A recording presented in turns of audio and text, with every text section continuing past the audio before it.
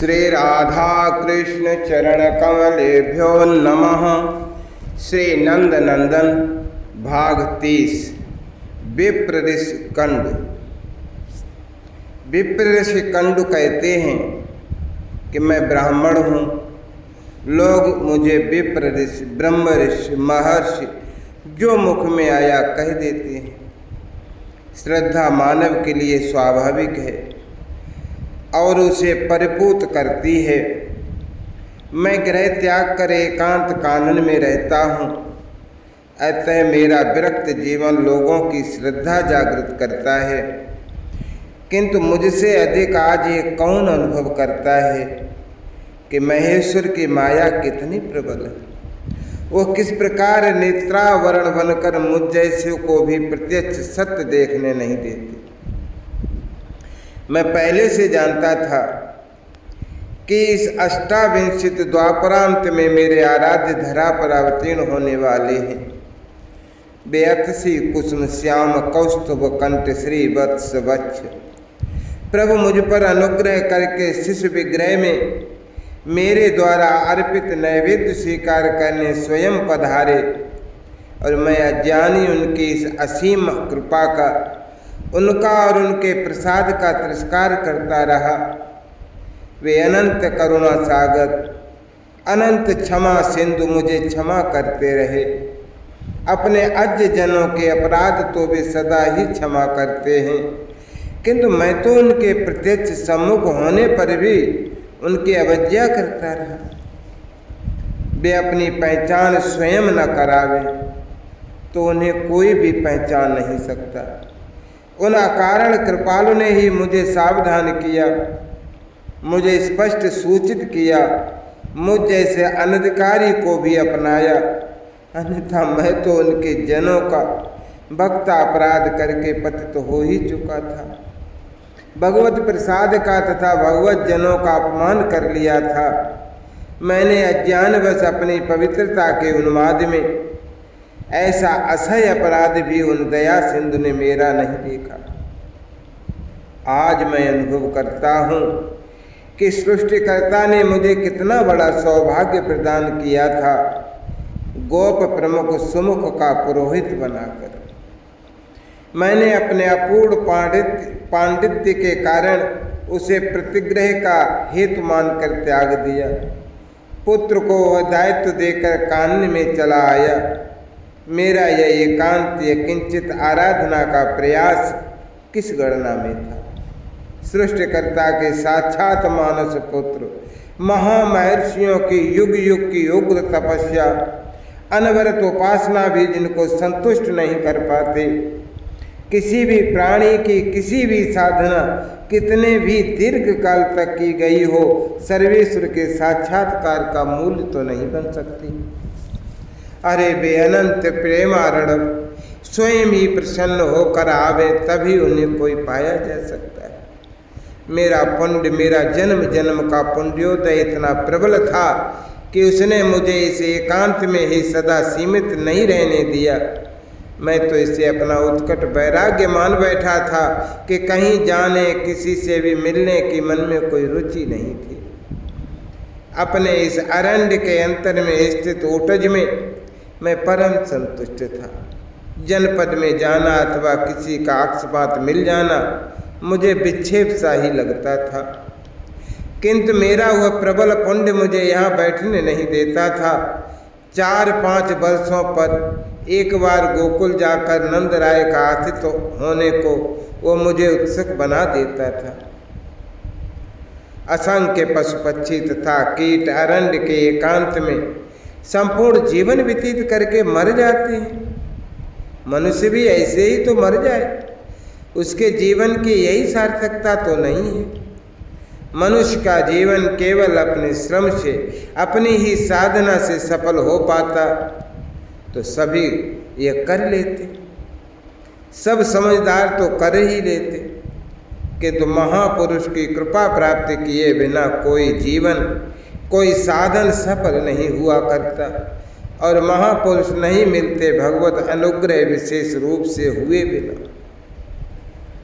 मैं कितना भी बड़ा श्रुत शास्त्रों का विद्वान हूँ, भगवती सरस्वती ने कितनी भी कृपा मुझ पर की हो, अज्ञानी तो था ही।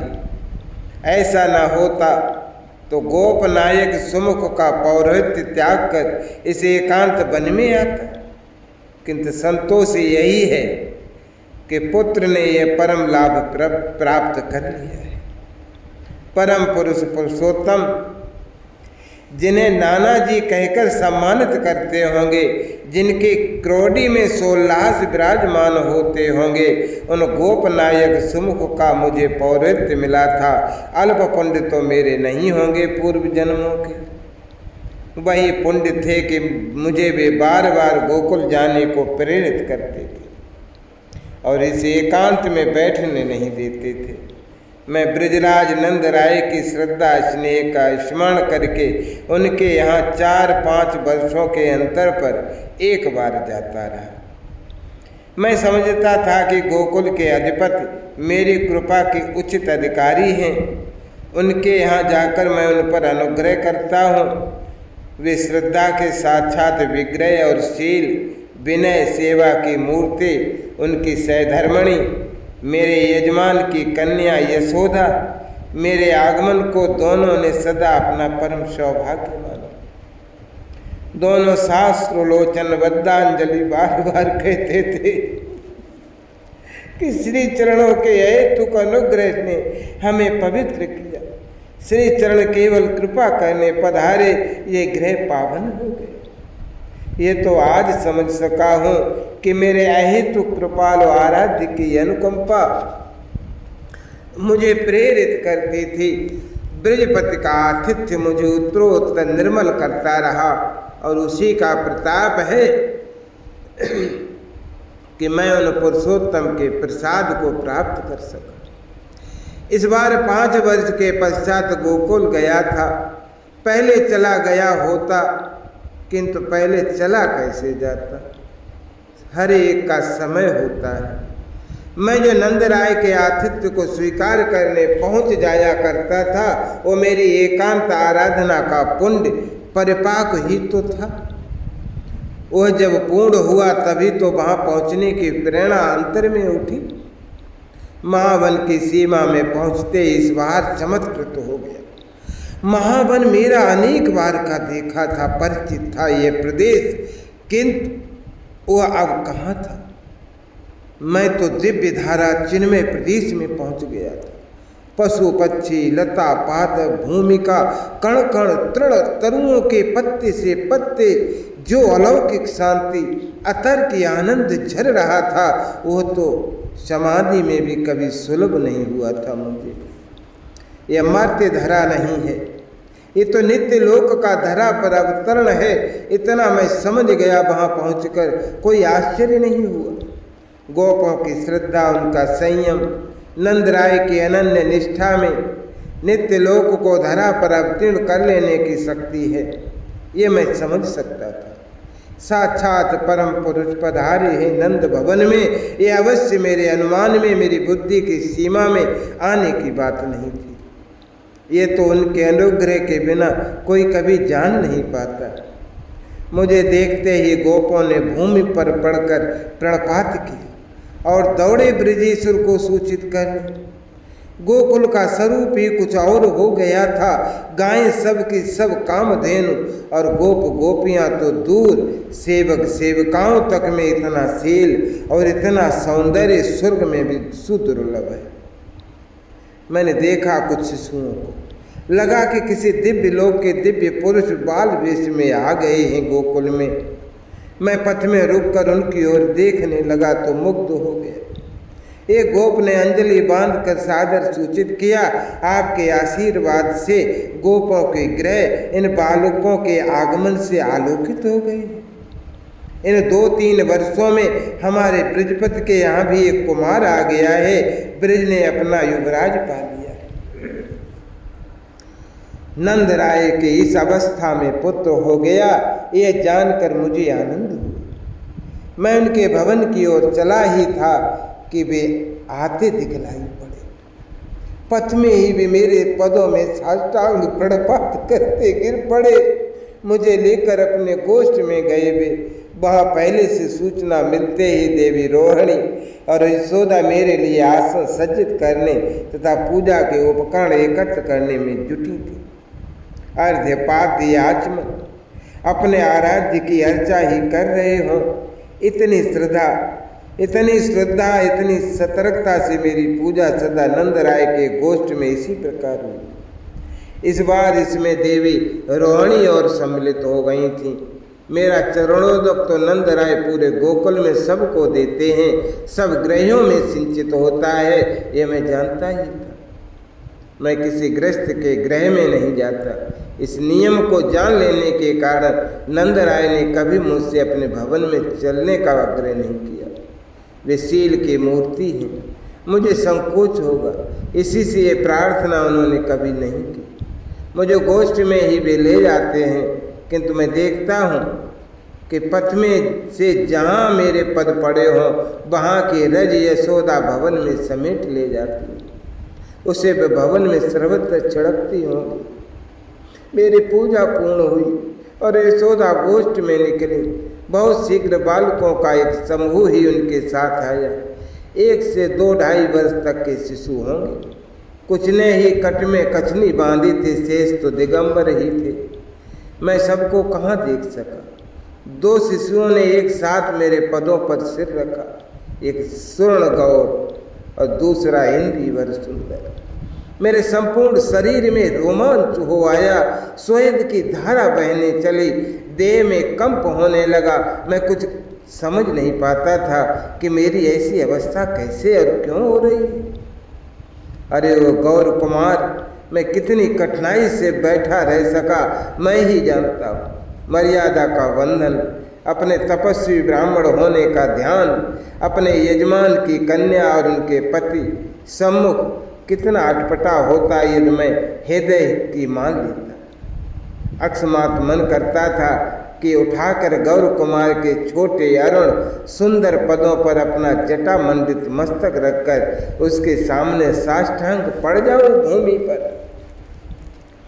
केवल पलार्थ ये स्थिति रही होगी और छोटे नवघन सुंदर शिशु ने अग्र से आधे पल पीछे मेरे पदों पर से मस्तक उठाया।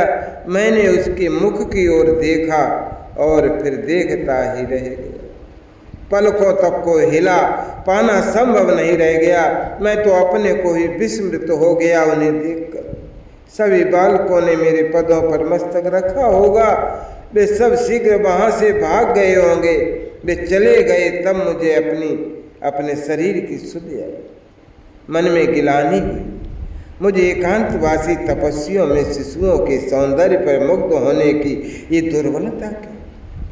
अपने को मैंने पूरी शक्ति से कठोर बना लिया। मन में यही कठोर बना लेने की भूल मुझसे मेरे आराध्य की बार बार अवज्ञा कराती रही।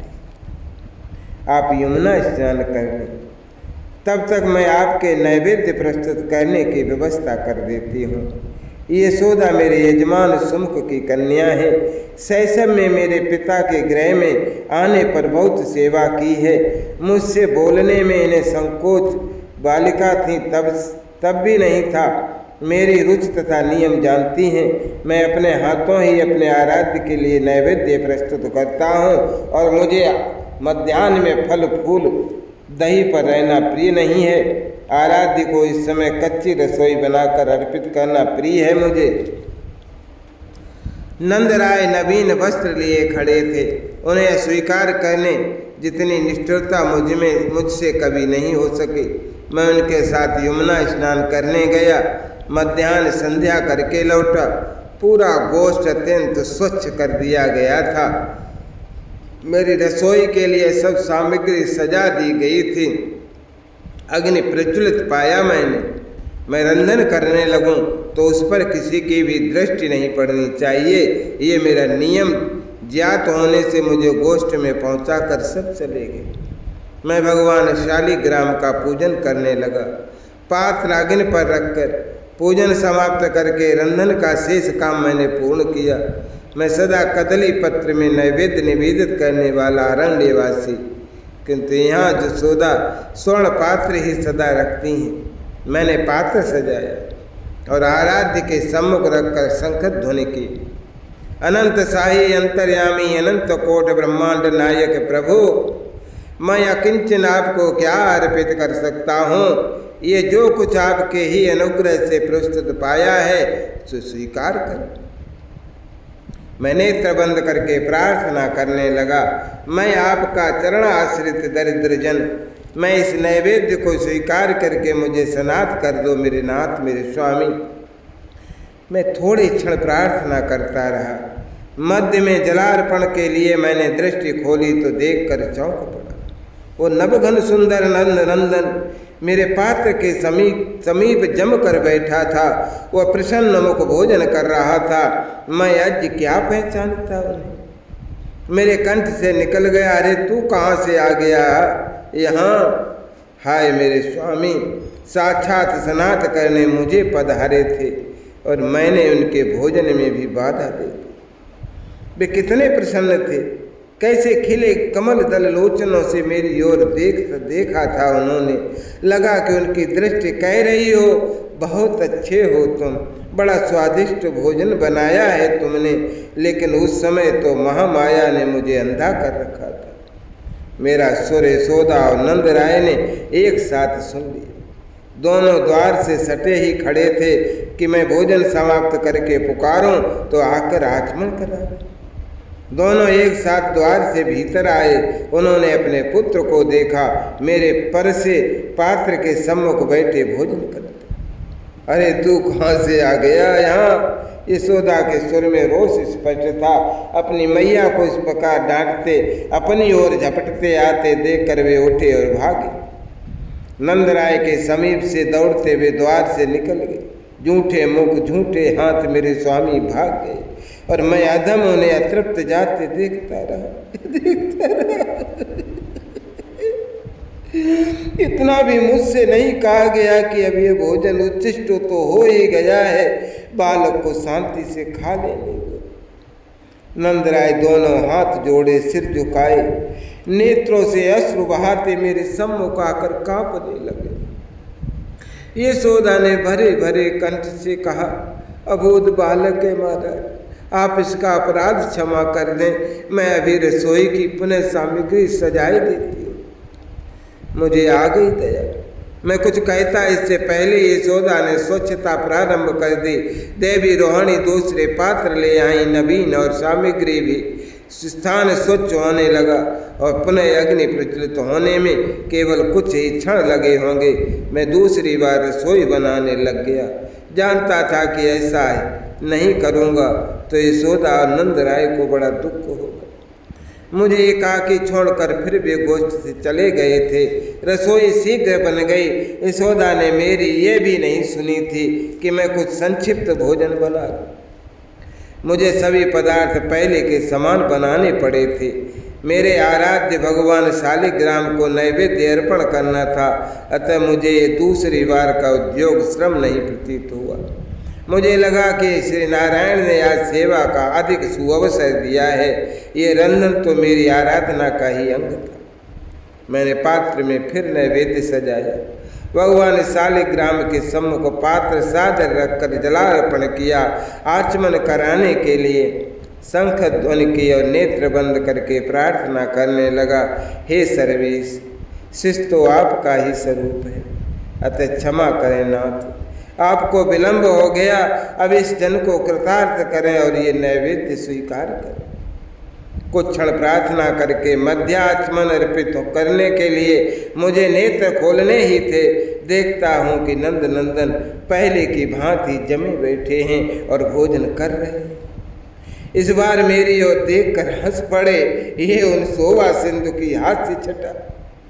हाय रे कर्मठाता की निष्ठुरता, मेरे मुख से फिर निकल गया, अरे तू फिर आ गया।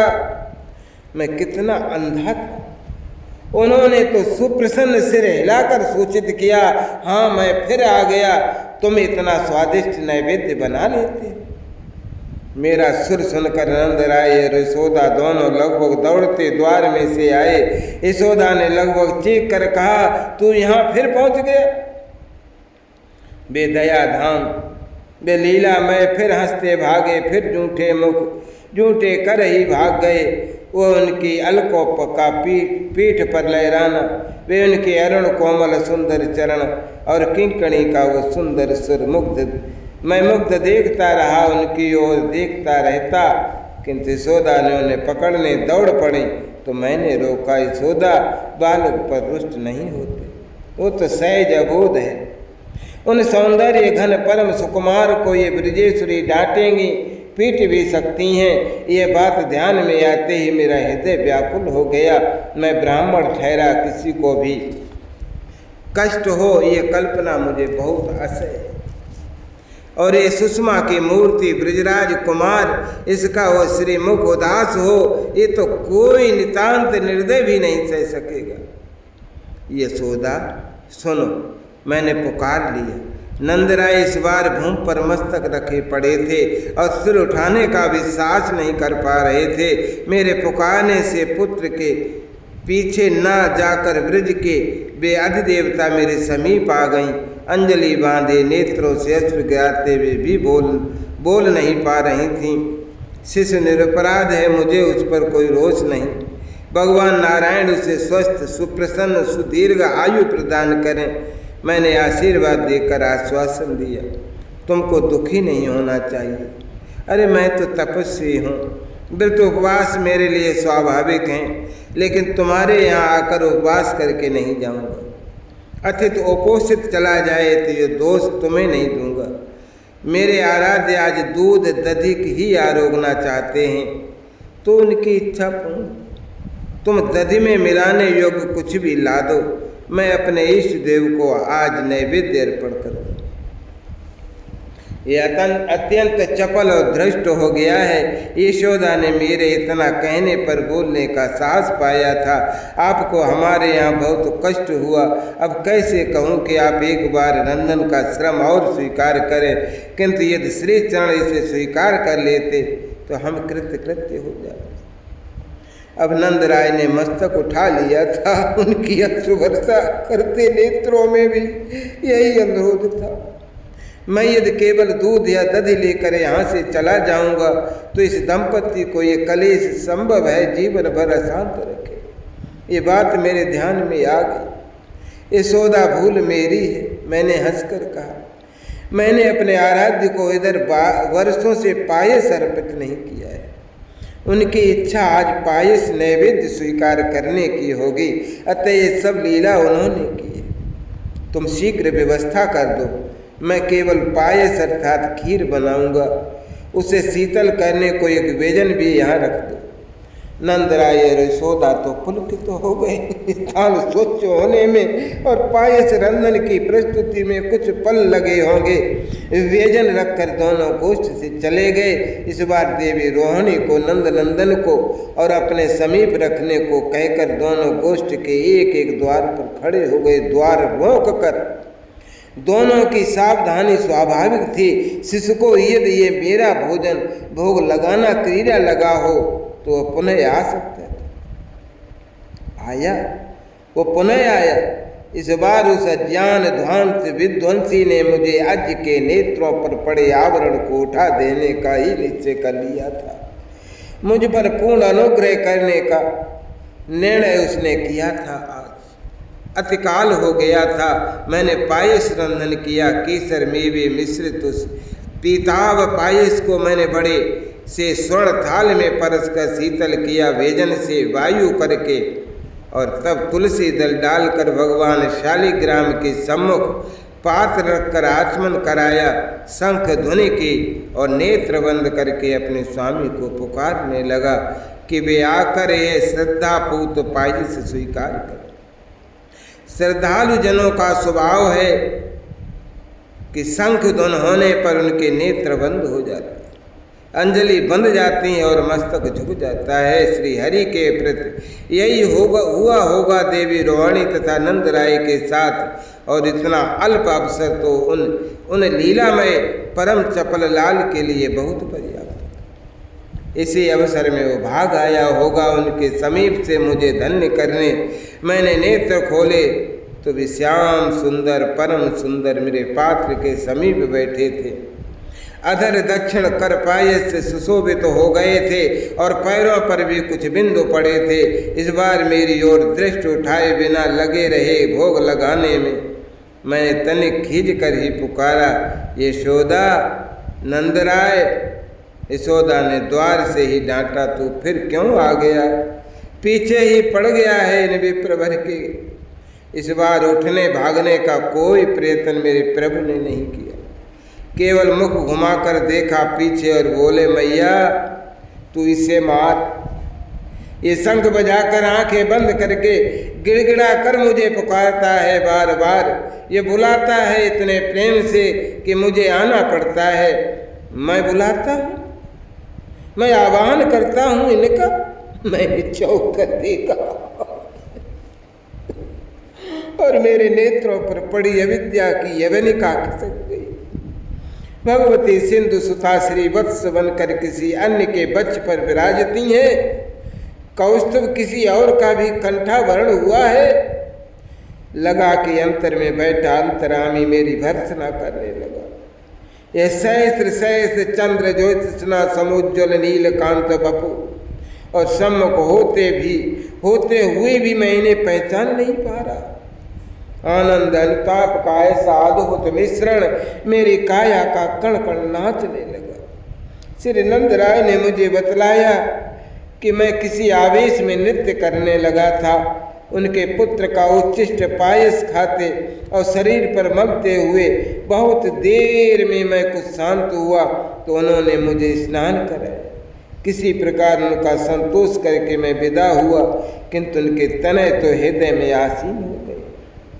मुझे उन दया सिंधु ने अपना लिया उन दया सिंधु ने। जय राधा जय राधा राधा, जय राधा जय श्री राधा, जय कृष्णा कृष्णा, जय कृष्णा जय श्री कृष्णा।